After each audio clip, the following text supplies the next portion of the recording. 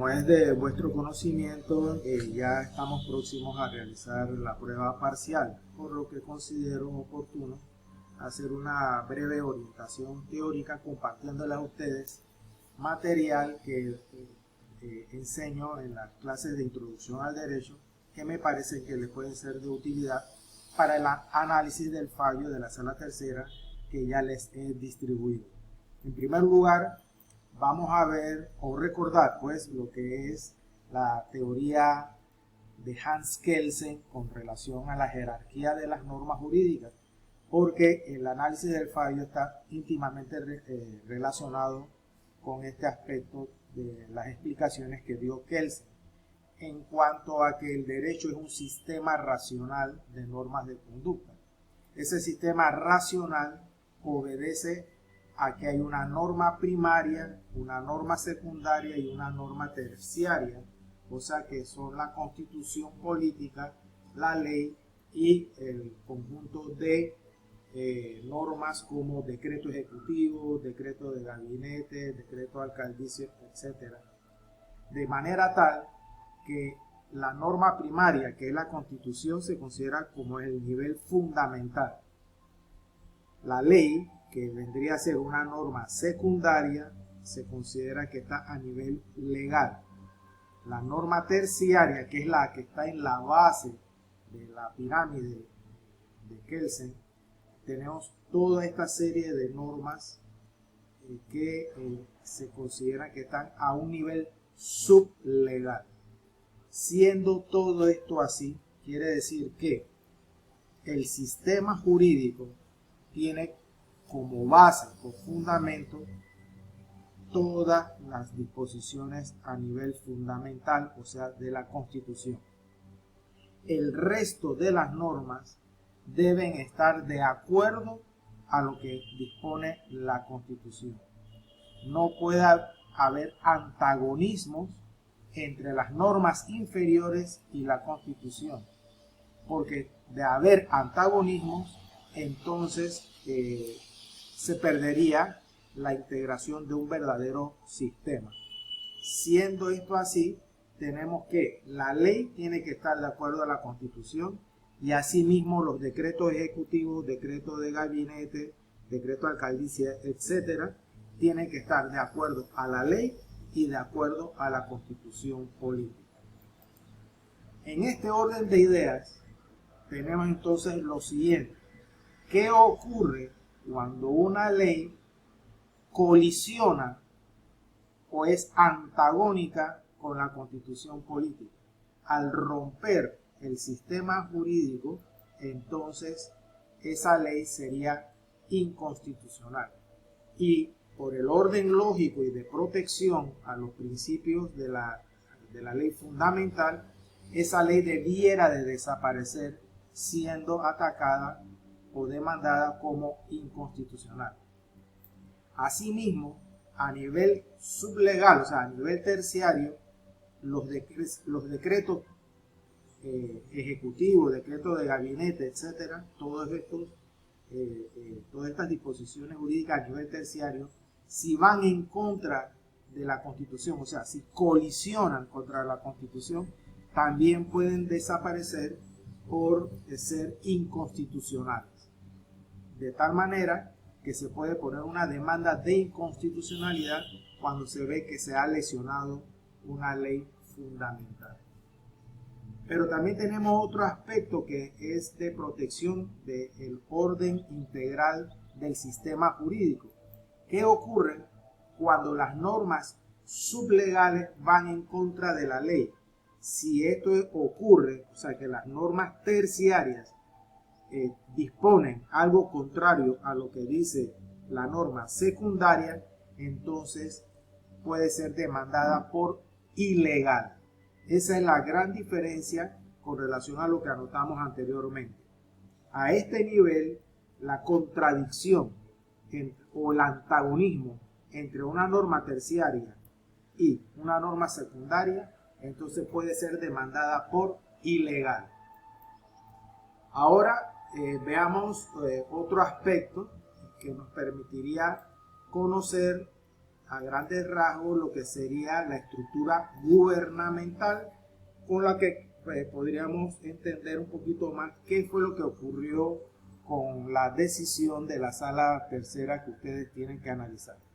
Como sabemos, el Estado tiene un elemento que es el gobierno, y el gobierno está dividido en poderes, que será el ejecutivo, el legislativo y el judicial. En primer lugar, vemos que el órgano ejecutivo se bifurca en dos sectores, que sería el gobierno central y lo que serían las entidades autónomas. Mientras que en el órgano judicial o el poder judicial encontramos que hay dos entidades básicas, que son el Ministerio Público y la Corte Suprema de Justicia. Dentro del Ministerio Público hay dos procuradurías, o sea, la Procuraduría General de la Nación y la Procuraduría de la Administración. Este esquema es importante que lo tengamos presente por lo siguiente. Vamos a ver ahora un ejemplo contencioso administrativo de plena jurisdicción. En este ejemplo tenemos que en un área del Poder Ejecutivo, dentro de lo que sería el gobierno central, tenemos al Ministerio de Obras Públicas. Vamos a suponer que dentro de su gestión de la administración de la cosa pública, en el Ministerio de Obras Públicas se da la destitución de un funcionario. Quiere decir que la destitución está afectando a una persona en particular, ¿verdad? Entonces, esta persona, de acuerdo a la ley, debe agotar la vía gubernativa dentro del Ministerio de Obras Públicas. O sea, él puede pedir que sea reconsiderada la decisión de su destitución para que dentro del mismo ministerio se decida si se revoca o no la decisión. Cuando ya se ha agotado la vía gubernativa en este sentido, y vamos a suponer que se mantiene la decisión de destitución y la persona considera que esa destitución es ilegal, entonces ejerce la acción contencioso administrativa y presenta la demanda ante la Sala Tercera de la Corte Suprema de Justicia. Debemos recordar que la Sala Tercera está conformada por 3 magistrados. Cuando se presenta la demanda, le corresponderá a uno de esos 3 magistrados ser el magistrado ponente, que es el que va a decidir de manera primaria sobre el caso y le va a dar el curso correspondiente. Hacemos esta observación porque dependiendo de lo que decida el magistrado sustanciador o el magistrado ponente, y si decide admitir la demanda, entonces tiene que hacer el traslado de la demanda, o sea, hacerle llegar la demanda o copia de la demanda al procurador de la administración, porque será el procurador de la administración el que va a defender el acto administrativo, que en este caso es una destitución. Y cabe destacar que la destitución se debió haber dado, por consiguiente, con una norma terciaria. Y lo que se pretende con la demanda contencioso administrativa de plena jurisdicción es que esa destitución sea declarada ilegal, porque en la demanda se sustenta que esa destitución va en contra de una ley, o sea, una norma secundaria. Otro ejemplo que podemos ver de lo contencioso administrativo es prácticamente lo mismo, pero ahora lo estamos enfocando con relación a lo que sería una entidad autónoma dentro del Poder Ejecutivo. Y para los fines de este ejemplo, tomamos la Autoridad de Turismo.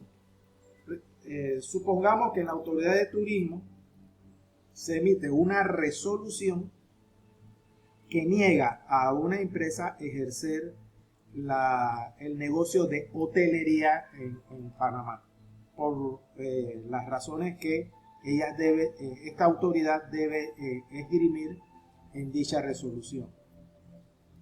En caso de que la empresa afectada con la negativa considere que eso no es correcto, entonces en primera instancia debe de agotar la vía gubernativa y puede, por medio de una reconsideración o una apelación, dependiendo del procedimiento, pedir ante la misma autoridad de turismo que reconsidere la situación para ver si varía la negativa.